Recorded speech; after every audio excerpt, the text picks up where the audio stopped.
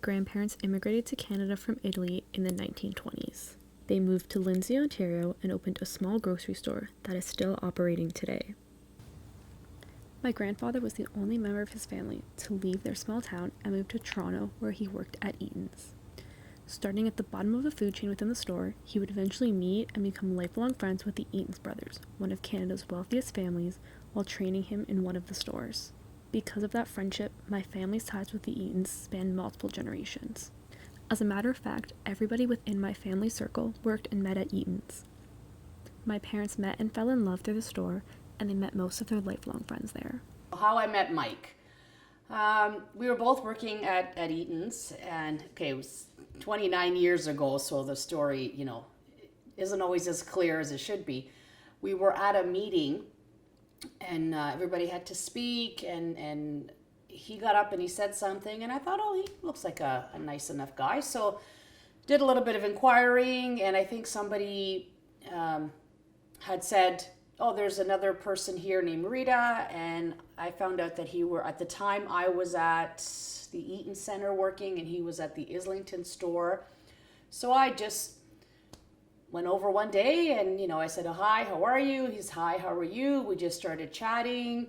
I think there's parts I've probably missed, but again, it was a long time ago. Okay.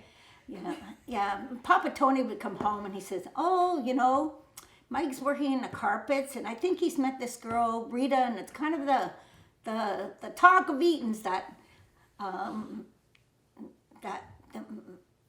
Mr. Tony's son is going to marry another Eaton, and they're going to keep it all in the family.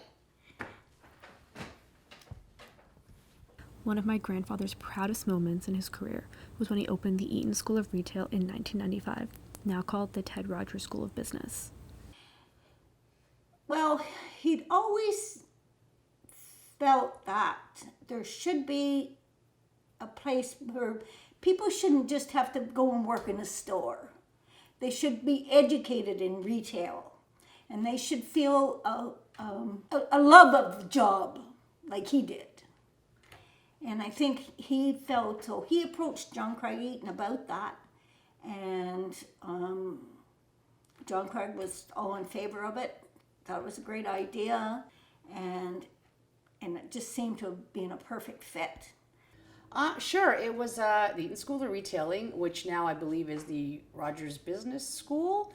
It was Tony and Amatia's baby to start a retail school that would be an accredited credit through university. Anyway, they worked hand in hand with Ryerson, and I was part of the first year that it opened.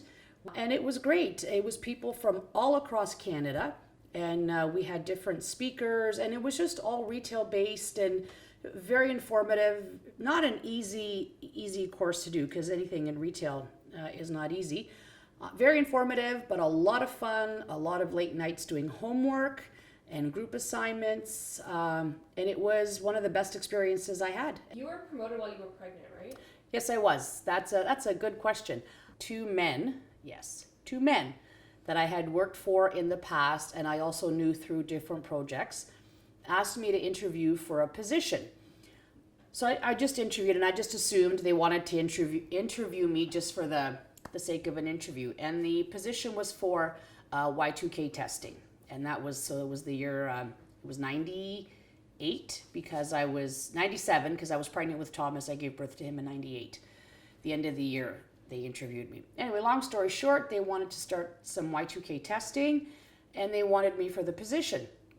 So I looked at them both, and I honest to God, I said this, because, back then, we weren't as touchy about certain things, and I went, you guys see this? And I pointed to my stomach, and they said, yeah, we knew you were pregnant.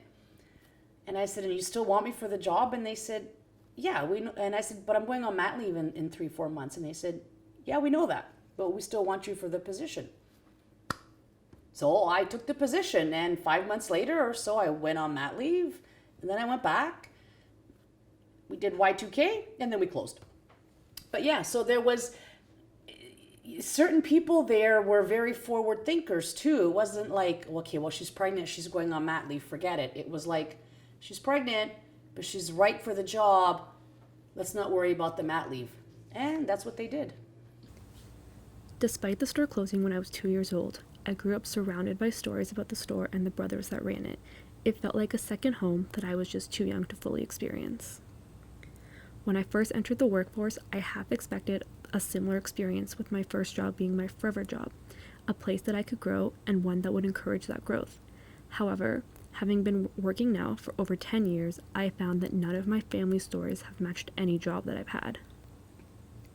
Sure, nowadays, most jobs require some form of training and certifications, but no job now offers you university credits in a field designed for that company, by that company. When my grandfather passed away in 2006, not only was every Eaton family member present, but one of them was there as a pallbearer. John Craig would phone every week when Papa Tony was sick. He called me every week, and when Tony was well, I would say, Mr. Eaton is on the phone. And he called him faithfully every week. So when he was close to, had to start making some arrangements about who he wanted for pallbearers, John Craig was at the top of the list. They were just good friends. And my father-in-law was a very quiet person. Only spoke when he felt he needed to be heard, didn't like jump into a conversation sort of thing. But I got to give him a lot of credit. When he passed away, unfortunately, he was a man that was also very organized. He had his eulogy written. He had picked his pallbearers, and one of them was John Eaton. So at the time, my son would have been 8, my daughter was 10. So an 8-year-old, in their minds, oh my gosh, this person owns, they had been closed, but at the time, it was like, oh my God, this person owned all this stuff. And John had a cottage in the Muskokas or Bobcaygeon, somewhere in that area, I think. Anyway, so he had flown his plane home to get a suit to wear to Tony's funeral. And, word of that kind of trickled down. So my 8-year-old son comes running and he's like, Mom. And I'm like, yeah. He goes, do you know the man that used to own Eaton's? And I said, yeah, John. He said, he flew his plane home to get a suit. And I said, okay. He goes, a plane. And I said, yes, he has his plane at his cottage. And he's like, Papa knows a guy that flies a plane. And I said, yes, Papa knows a guy that flies a plane. And for like that 10 seconds, it was the coolest thing my son had ever heard, and then realized it was still his grandfather's funeral. But it was like, wow.